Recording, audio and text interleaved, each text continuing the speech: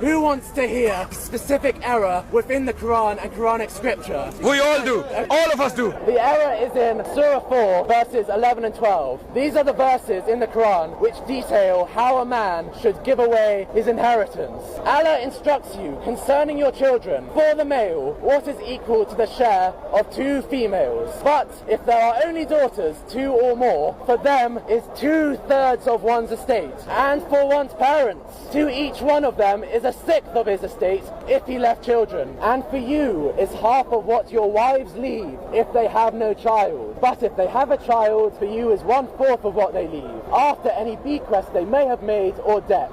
And for them, the wives, is 1/4 if you leave no child. But if you leave a child, then for them is 1/8 of what you leave. It is as impossible as if I told you all here today, give away half of your pizza to your brother, half of your pizza to your sister, and half of your pizza to your cousin. That's not what the Quran is saying. You can't do that. That is impossible. If I told you to do that, you would say to me, that's wrong. Amazing. Can we have a round of applause? This is an error in the Quran.